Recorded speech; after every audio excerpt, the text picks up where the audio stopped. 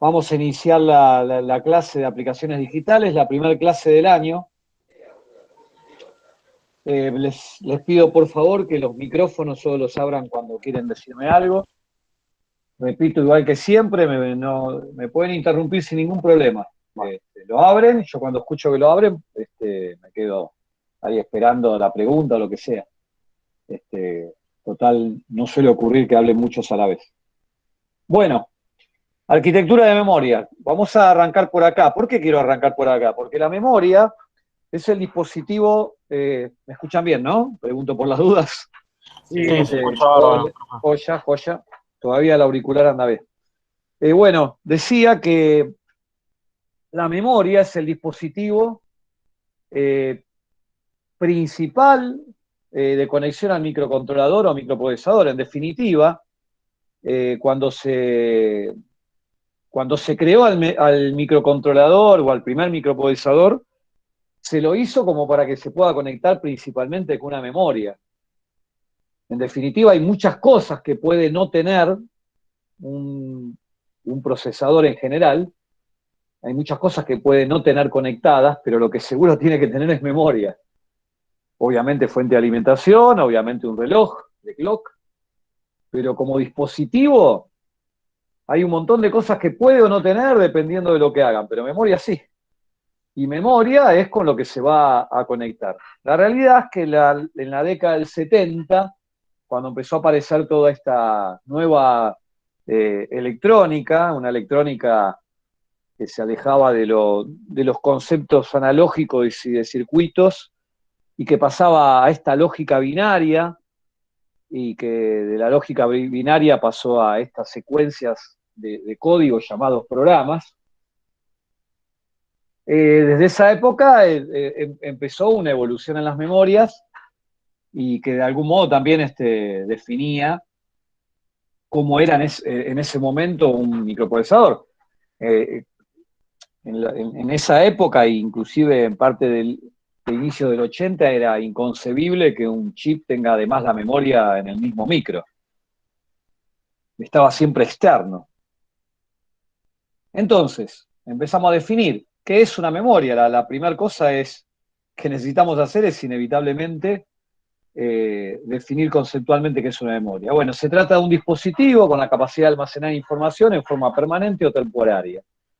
Antiguamente se usaban tarjetas perforadas, cintas magnéticas, hasta hoy, donde una memoria es una matriz de celdas donde cada una almacena un 1 o un 0.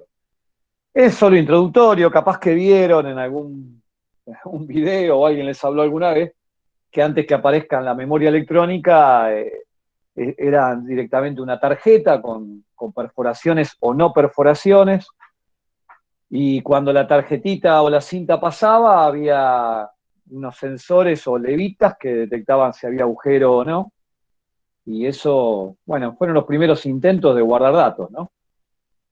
Eh, la realidad que, bueno, hoy en día cualquier memoria es una matriz de celdas. Una matriz en donde en cada celdita de esa matriz de celdas yo voy a guardar un estado lógico, un 0 o un 1. Logrando un poquito, un poco más, un poco menos. Bueno, ahí. Esto es una celda de memoria, es un chip, de algún modo para ver que son, de algún modo, de verdad son celdas. Eh, Cada una de esas celdas, o mejor dicho, no celdas, sino matrices de celdas, es un equivalente a esto que vemos acá. Una matriz de celdas o una matriz genéricamente en matemática, habrán visto, creo, habrán visto alguna vez en alguna cosa en matemática matrices. Si no lo vieron, acá el dibujo bastante este, gráfico. La primera vez que ustedes estuvieron con matrices fueron cuando jugando la batalla naval, que me imagino que todavía se debe jugar en las generaciones de ustedes, en la que tienen fila y columna, ¿no? Sí, profe, yo juego re bien ¿Eh? ese.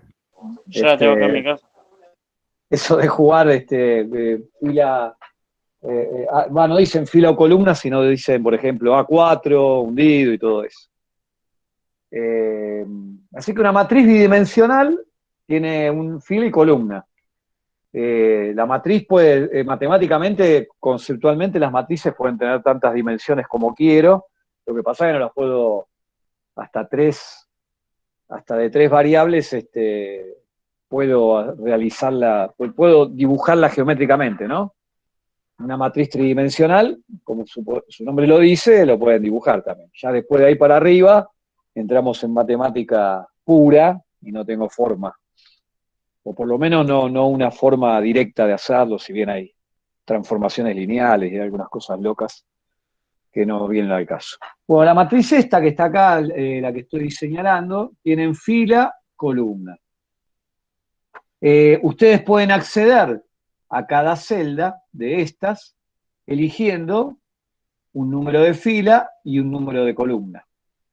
Y eso, que justamente estoy indicando, es lo que se llama dirección. O sea, vamos a suponer que yo quiero acceder a esta que está acá, a esa celda en especial. Si yo quiero acceder a esa celda, lo que voy a hacer es, pongo acá, ahí, si quiero acceder a esa celda, qué lento que está esto hoy. Hoy de la mañana no estaba así. Se toma su tiempo cada vez que le mando una hora. Bueno, pongo un color oscurito ahí para que pase de largo.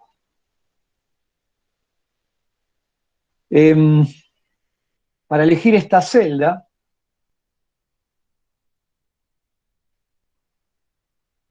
uy, qué paciencia voy a tener. ¿Qué tener?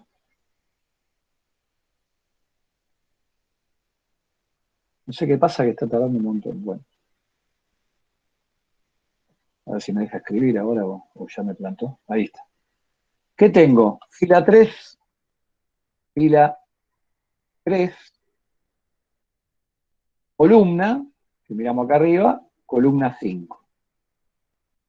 Fila 3, columna 5. Quiere decir que, en definitiva, esto que tienen acá es lo que se llama la dirección de la memoria. ¿Por qué la dirección? Porque fila 3, columna 5 tiene una única combinación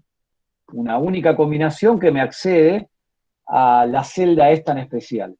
¿Qué quiero decir con esto? Que si yo ya tengo por convenio que primero va la fila o la columna, yo puedo poner el número 3, 0011, que es el número 3, y puedo poner el número 5, que sería 0101. ¿Está bien? Entonces fíjense que acá armé un número binario, o sea, se me ocurrió hacer conversión directa a fila columna de esta manera, mandando cada número y elegí 4 bits, podría haber elegido más, dependiendo de la cantidad de celdas. Y bueno, este número binario que está acá, que después inclusive, como ya hemos hablado hoy, si lo quiero escribir en hexadecimal, como acá no hay, justo coincide, no hay ninguna letra, coincide con el 0x35, ¿no? Lo que quiero decir, esto que está acá es la dirección de memoria, es lo que se llama el direccionamiento. El direccionamiento ese que ustedes muchas veces lo van a ver con el nombre de address, que es, digamos, en la mayoría de los lugares donde más veces lo van a ver con ese nombre, más allá que es direccionamiento. Esto que les indico acá, es lo que define el lugar de la memoria. ¿Se acuerdan hoy a la mañana que estábamos viendo que el contador del programa punteaba la dirección de memoria? Bueno, el contador del programa tiene el número adentro que puntea a la celda o al grupo de celdas. Acá fíjense que hay otro ejemplo. Acá, en vez de acceder a una celda sola, lo que voy a acceder es a un grupo de celdas todas juntas, y así las accedo en forma de byte. Entonces acá la dirección, en este caso, sería directamente el número de fila. Entonces sería la dirección, si quiero ponerle 0006, ¿sí? puedo poner así, perdón, 0006 no, la 6, pero poniendo el número, 0110, ¿sí? Sería la dirección 0110 o la 6 como recién habíamos dicho. Esto es una matriz de celda pequeña, no tiene muchos lugares de memoria. Obviamente estamos achicando la situación. Y después también hay Profe, muchas de estas. Sí, no entendí eso. O sea, ahí dijo que puede seleccionar una columna y agarra todos los bits de los bytes, digamos, todas las celdas. y porque cuando yo, después lo vamos a ver más en detalle dentro de muy poco, que está más en detalle de la arquitectura, ¿no? Pero esta es la idea. Vos cuando pones este número elegís fila columna, elegís solo una celda. Acá con este número elijo la fila entera, pero cuando Claro, elijo la fila entera, cada una va a entregar su bit individual y armo un número de un dato de un byte, ¿me explico? Acá claro, voy a claro. tener, cuando elijo esto tengo un 1 o un 0 nada más, no voy a tener más que esto, o un 1 o un 0. Cuando elijo a nivel byte, no voy a tener un 1 o un 0, voy a tener lo que esté acá adentro, lo que esté acá adentro, o sea, el número de 8 bits se va a armar con lo que tiene cada celda, ¿me explico? Claro, ¿Está claro eso? ahí queda más Igual claro. igual vamos a ver arquitectura y vamos a caer en esto de nuevo, vamos a ver que en realidad como el direccionamiento y todo. Estamos medio introductorio, pero importa eso. Bueno, las memorias físicas son circuitos integrados, obviamente, integrados, codificados por sus fabricantes. El dato más relevante es la capacidad de memoria. La capacidad de memoria en realidad se refiere a cuántas celdas tengo, pero como ya habíamos dicho varias veces, como todo está representado hacia el byte, normalmente esa capacidad se la relaciona en bytes. Entonces, por eso dice que la capacidad de memoria no es otra cosa que la cantidad de celdas que tiene. Esta capacidad se representa en bits o en bytes. O sea, a veces el fabricante a ustedes le dice la cantidad de bits que tiene la celda y a veces directamente se la da en bytes. Después la forma con que acceden a la memoria, si de a bit, de a bytes o de a 16 bits, ya depende de la arquitectura del chip. O sea, esto que yo mostré acá arriba no hay arquitectura ni nada. Es una matriz que yo les muestro que puedo acceder esto o esto todo junto. Todavía no hay arquitectura. Cuando veamos la arquitectura de la memoria, vamos a ver que depende de cómo está armada. No es que vos vas a sacarle los datos como vos se te ocurre, se vas a sacar como esté organizado el chip por dentro, que dentro de poquito lo vamos a ver. Bueno, para continuar, hay distintos tipos de memoria que se verán más adelante. Las memorias fueron diseñadas especialmente, como dije antes, para interactuar con los microprocesadores y microcontroladores. Por este motivo, su arquitectura y sus conexiones eléctricas están desarrolladas para tal fin. Bueno, memoria, dibujito, muy lindo. Algunas características fundamentales. Esto creo que algo hablamos en el aula, pero lo retomamos. Volatilidad, tiempo de acceso y capacidad. Volatilidad, ¿alguien se acuerda qué era? Habíamos hablado de memorias volátiles y no volátiles. ¿Alguno recuerda algo? Si es volátil, cuando se descarga, pierde información, ¿no? Cuando se le quita alimentación, quisiste Sí, decir, ¿no? Sí, sí. exactamente. Exactamente. Cuando se le quita la alimentación, la que es volátil no tiene nada que ver con la volatilidad de química, porque en química volátil significa que se evapora a temperatura ambiente, no tiene nada que ver. Volátil es que necesita de voltaje, por decirlo de alguna manera, para que las celdas mantengan sus datos. Y las que son no volátiles justamente no tienen problema. Le quitan la alimentación y cuando la alimentan de nuevo, cada celda mantiene su dato. El tiempo de acceso no es otra cosa que el tiempo que tarda en dar un dato o en escribirlo. Es fundamental el tiempo de acceso y es un dato que define a la memoria porque define qué tan rápida es. Normalmente, fíjense que ustedes cuando hablan de memorias en una PC, digo para los que por lo menos se metieron en el tema o compraron alguna vez, siempre le hablan de la velocidad de memoria como una frecuencia, porque en realidad las memorias son módulos de memorias los que uno pone en la computadora. Esa plaquetita larga, que sea DIM o SDIN o el nombre que tenga, esa plaquetita larga que uno enchufa en la motherboard, en la placa madre, no es una memoria, es un módulo de memorias. Esa plaqueta tiene varias memorias que forman lo que se dice el módulo de memoria. Cuando hablamos de memoria, hablamos del chip individual. Después todas juntas, este chip, este que está acá, el chip individual es una memoria. El módulo de memoria es que varios de estos van en una plaquetita para, bueno, porque están organizados con una arquitectura para conectar a la PC. Y la capacidad es la cantidad de celdas, estas que vimos acá, la cantidad de celdas en total, la cantidad de matrices, y cada matriz tiene cierta cantidad de celdas, define cuánta memoria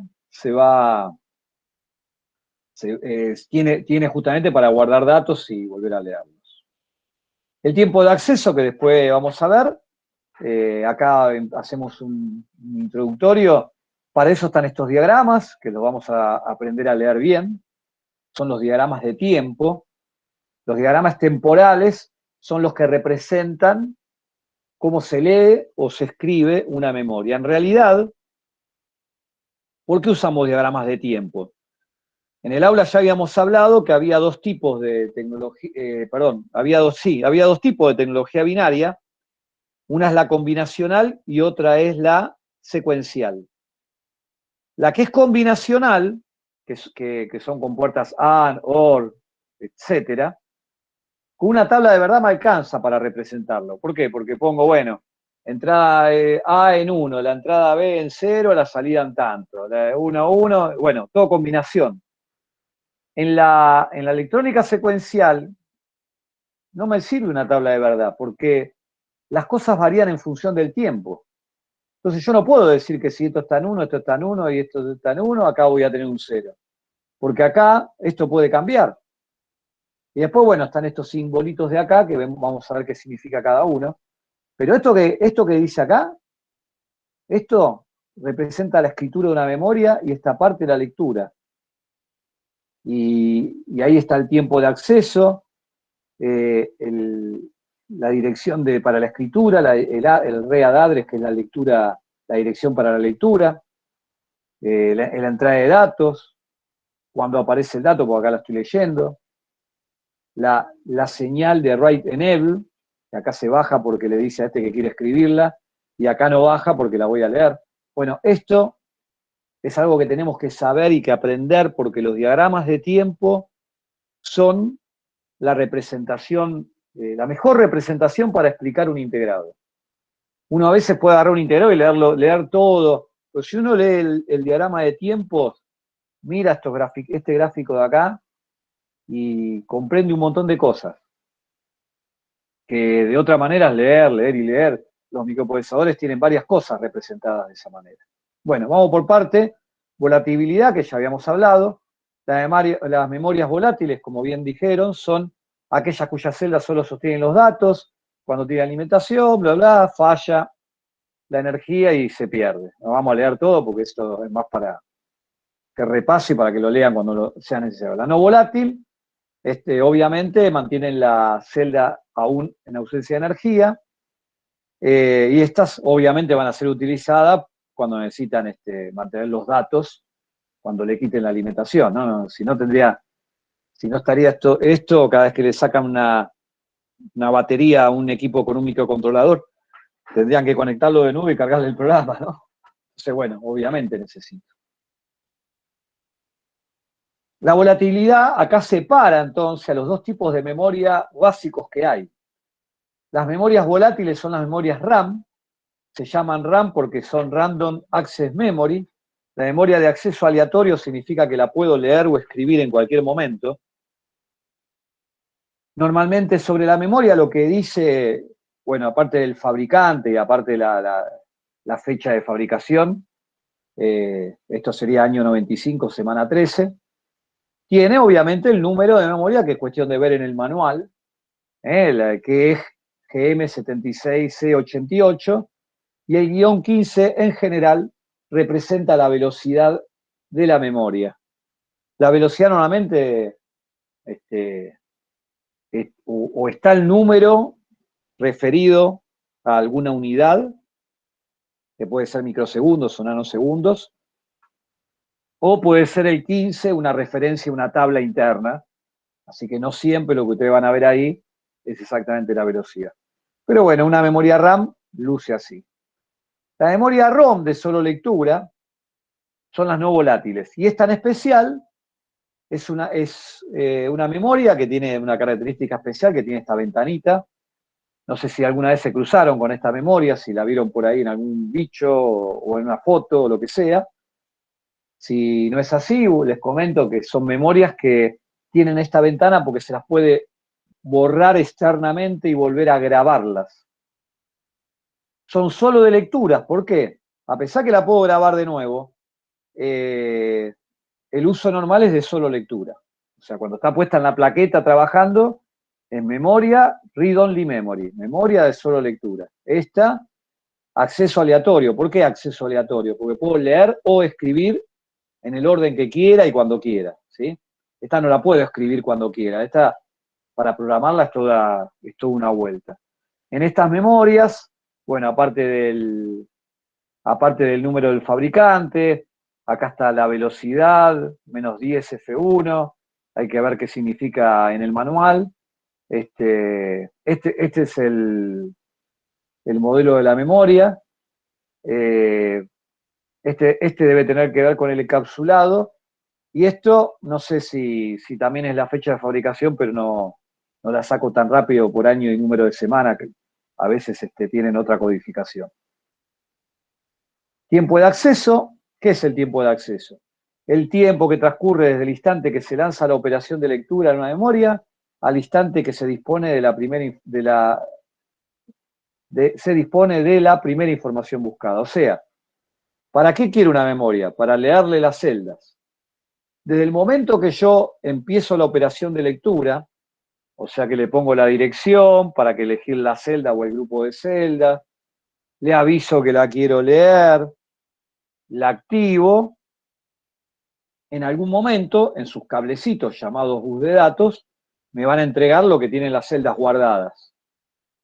Desde que empecé hasta que aparecen esos cables el dato, eso se llama tiempo de acceso. Es el tiempo que tarda el integrado, el chip, la memoria, en darme en el bus el dato. Sabemos que no existe la instantaneidad en el universo y menos en la electrónica, ¿sí? Las cosas a veces son rápidas y nos da la impresión que son instantáneas, pero no hay nada instantáneo, ni cuando encienden la luz de la habitación. Cuando ustedes tocan el interruptor de la luz de la habitación, no es instantáneo. Desde que el interruptor hizo contacto mecánico interno hasta que se enciende la luz, transcurre un tiempo. ¿Es pequeño? Sí, pero transcurre un tiempo. El tiempo que tarda la electricidad en ponerse en conducción y hacer el efecto lumínico. Entonces, tenemos que entender que justamente todo tiene su tiempo de acceso y depende de la fabricación del chip que tan veloz es o no. En la memoria principal, este tiempo es en principio independiente de la dirección que se encuentre la información. Bueno, eso es importante también. El tiempo es el tiempo en cualquier celda, ¿sí? Dice acá, se puede ir un poco más a grano, diciendo que el tiempo de acceso es el tiempo requerido o necesitado para realizar cualquier operación de lectura o escritura. Es simplemente eso, el tiempo que se solicita a la memoria para poder ejecutar cualquier operación específica. Bueno, redundando. ¿Por qué me interesa la velocidad de la memoria? ¿Qué es lo que más puede definir lo que es el tiempo de acceso a la memoria? El tema es que yo la memoria la voy a conectar a un procesador. Y el procesador, cuando le pida algo a la memoria, por más que él sea más rápido, la memoria va a poner el límite de la velocidad con que pueda trabajar el tipo. O sea, nosotros vimos en el diagramita anterior, acá, vimos que el program counter elegía a la instrucción, bueno, este justo elegía la siguiente. Esperen que llegue. No sé por qué se puso tan lento el PDF con... Bueno. Ustedes eligen acá la instrucción, la van a leer con el program counter, pero la realidad es que dentro del micro, esta memoria, que es memoria, aunque esté dentro, no sé, un chip separado, desde que viene la orden de leerla hasta que el dato aparece en el bus para meterlo en la instrucción, en el registro de instrucción, va a pasar un tiempo. Entonces, ¿a qué velocidad anda este microprocesador? A la velocidad de clock. Sí, bárbaro, pero si esta memoria fuera lenta, por más que todo el controlador sea veloz, esta memoria no va a poder dar los datos antes de lo que ella tarda en darlos. Por lo tanto, toda la rutina esta de ejecución, después viene una parte que ya es interna de procesamiento, ¿no? O sea, recién acá, el dato entró acá. Bueno, a partir de ahí sí, depende del microprocesador. Pero cuando termina, el control registro dice, che, terminé, y vuelvo a leer otra vez la memoria es la que me va a definir el tiempo que tardo en entregar un dato. O sea, hace todo el procedimiento que vimos hoy a la mañana, pero en algún punto, después que hizo toda la instrucción, lo que hacía era ir a leer la próxima instrucción. Entonces, hay una parte que se compone del tiempo que tardo en leer la instrucción, ese es el punto que yo quiero que vean. Y hay otra parte que depende del micro adentro. Entonces, por eso, el tiempo de acceso, de algún modo define, y por eso ustedes cuando compran una memoria para la PC, les dice de qué velocidad tiene que ser. Porque si ustedes llegan a poner una velocidad más, si ustedes tienen dos tipos de memoria, y una más rápida y una más lenta, todo va a andar a la velocidad de la más lenta, porque se va a adaptar el sistema a esa velocidad. Por eso habrá, capaz que leyeron alguna vez, si leyeron el manual de una PC, que les dice que nunca mezclen memorias con distintas velocidades. Uno cree que es mejor sumar memoria como sea, pero si vos sumás memoria y le bajás velocidad, te aseguro que no es negocio. La capacidad, dijimos que la capacidad, ya lo reiteramos varias veces, la cantidad de celdas. Normalmente se habla referido al byte. Una memoria de 16K bits tiene 16.384 celdas, se representa su capacidad como 2K bytes, porque es 2 por 8, 16, ¿no es cierto? O sea, 2048 bytes si lo queremos ver, como hoy a la mañana expliqué, que se multiplica por 1024. Pero bueno, es bueno entender que tengo dos formas de representar una memoria y esto pasa siempre. Yo te digo, mira, esta memoria es 16K. Entonces la pregunta rápida es, ¿16K qué? Si me decís K bits, pará, es de 2K bytes entonces. Es importante ese detalle, porque no es lo mismo. Y el que se las venda siempre va a buscar el número más grande, se la va a decir en bits y demás, ¿no? Y si se la va a decir en bits y en decimal, le va a decir que es una de 16.384 celdas. Así queda más grande todavía. La realidad es que de 2048 bytes. Bueno, la memoria se rige por el sistema binario, por tal motivo su capacidad, acá está lo del 1024, acá lo van a poder leer de nuevo, porque el 1024 lo hablamos hoy a la mañana, así que bueno, queda para leerlo, lo pasamos. Tipos de memoria, piensen que esto es más que nada una especie de repaso y al mismo tiempo de lo que se ve en el año. Sinceramente esto tendrían que saberlo bien, ya cuando entran en esta materia este año, pero bueno, hacemos así una revisión y hablamos lo que sea necesario. Bueno, memorias RAM, memorias ROM y memorias EPROM. Arquitectura de una memoria RAM, ve que antes les había dicho de que los módulos de memoria, una memoria es integrado solo. Todo esto en esta plaquetita se llama módulo de memoria, no es lo mismo. Bueno, la memoria principal o RAM es donde el ordenador guarda datos, que está utilizando en el momento presente, se llama acceso aleatorio porque el procesador accede a la información en cualquier momento. En la memoria es la memoria que se actualiza constantemente mientras el ordenador en uso está en uso y que se pierde los datos cuando se apaga, volvemos de nuevo a lo mismo. Proceso de carga en la memoria RAM, cuando las aplicaciones se ejecutan primeramente deben ser cargadas en la RAM, esto es en la PC. El procesador entonces efectúa accesos a dicha memoria para cargar instrucciones y enviar o recoger datos.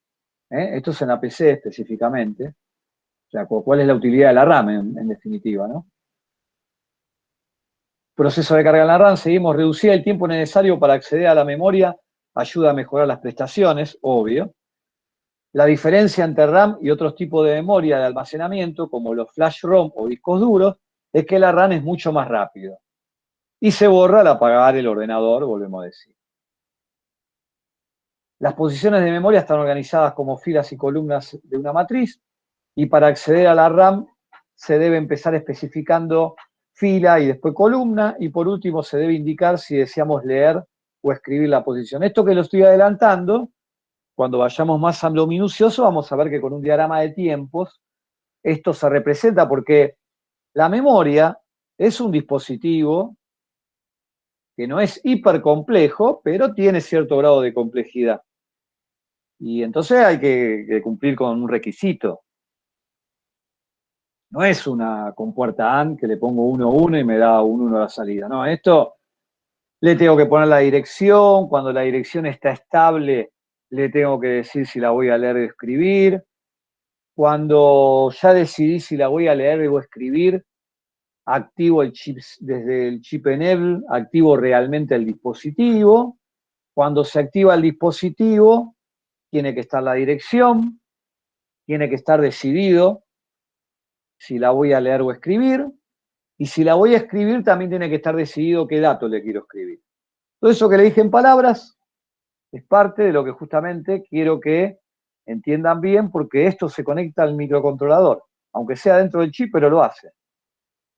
Bueno, en ese momento Arran coloca los datos de esa posición en la salida, si el acceso de lectura, o coge los datos y los almacena en la posición seleccionada, si el acceso es de escritura predeterminada.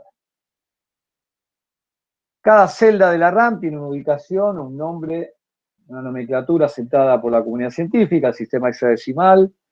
Cada depósito de un dato en la memoria, operando, resultados, etcétera, se ubica por una dirección hexadecimal. Esto que está acá es lo que antes les dije.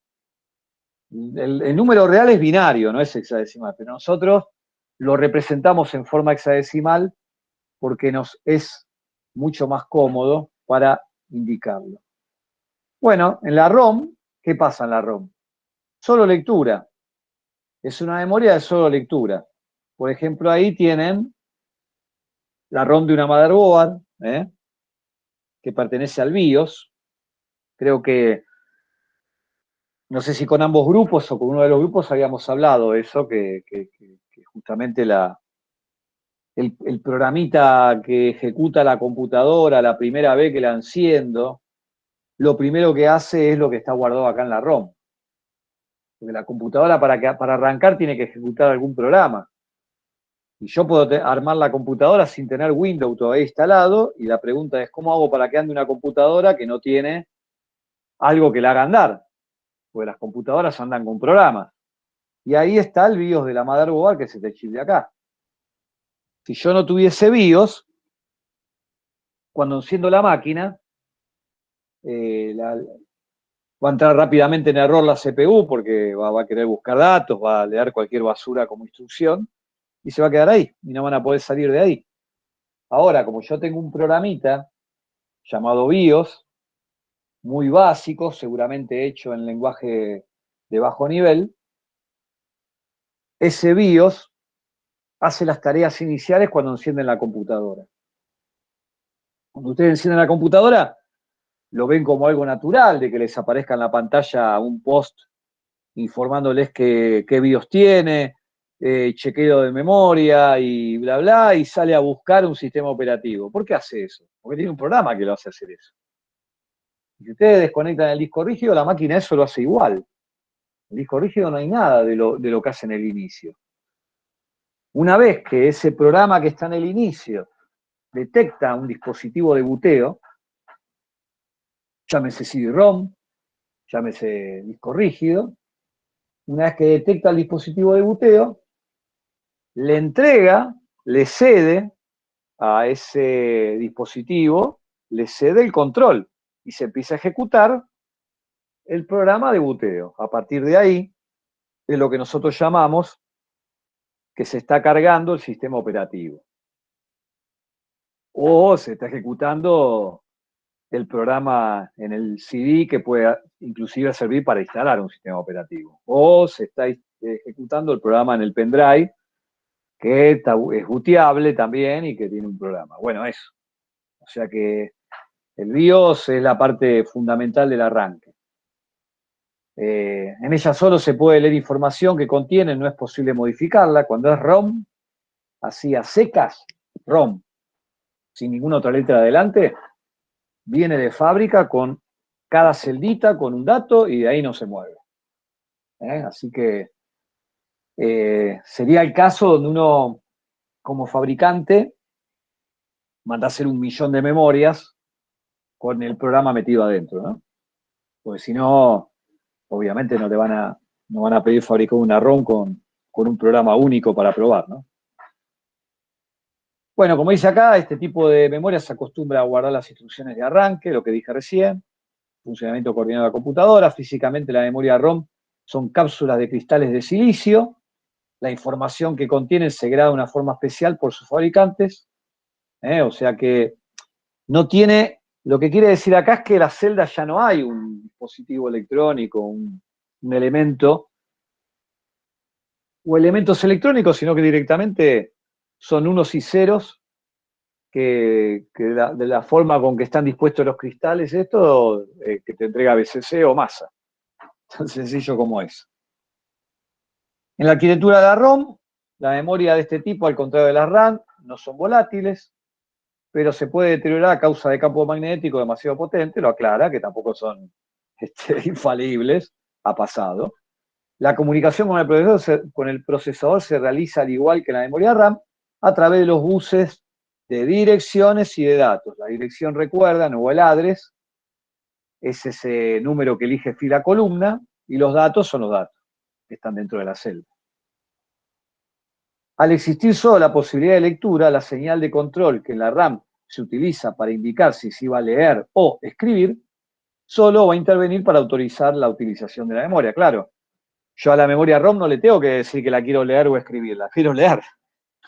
No puedo hacer otra cosa que leerla, porque es solo lectura. Así que no hay lectura-escritura y por lo tanto el cable que el microprocesador usa en la RAM para decirle te quiero leer o escribir, acá sirve más que nada para habilitar la lectura, que es lo único que hace.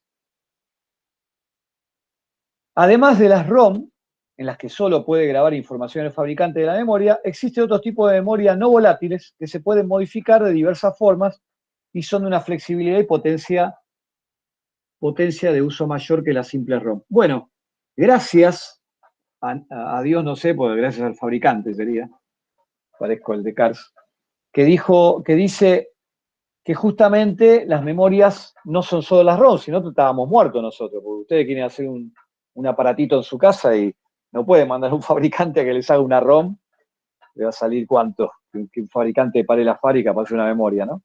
Tampoco van a mandar a comprar 1.000.000. Entonces, por suerte, aparecieron estas memorias que son programables ROM, que se usa para configurar, bueno, sí, bla, bla, bla, bla, bla. Ese tipo de memorias que son las variantes de ROM, son las que justamente vamos a seguir viendo en el próximo PDF.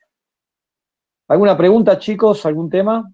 ¿Algún algo de lo que hablamos hasta ahora? Los escucho. No, no, por el momento no. ¿Se entiende? Estamos medio con concepto y corriendo, ¿no? Porque la verdad, perdonen Sí, que profe, vaya, ¿se entiende?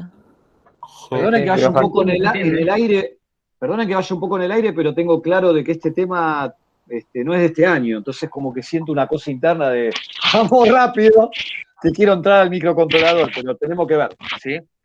Mauro, apaga el micro. Bueno, les doy 10 minutitos y pasamos al otro PDF y listo, ¿sí? Y después terminamos. Perfecto. 10 minutitos, aprovechen a ir al baño, a putearse entre ustedes, lo que quieran. Yo dejo el micrófono, no escucho nada. hablamos en un ratito. En un ratito hablamos, ¿sí?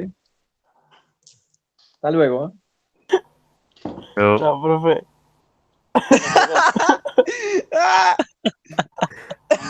Re mil puta. Nipote, te escuchaba los botones del FIFA, hijo de puta.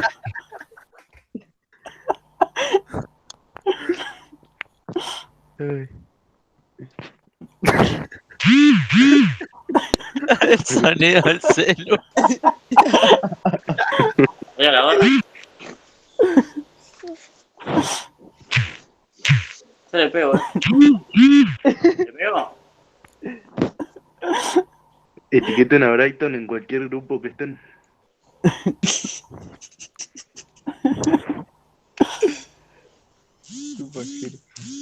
A la gorra, barbería.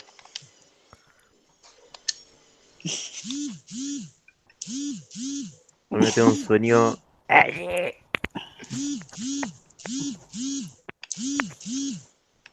Bueno, ya fue, boludo.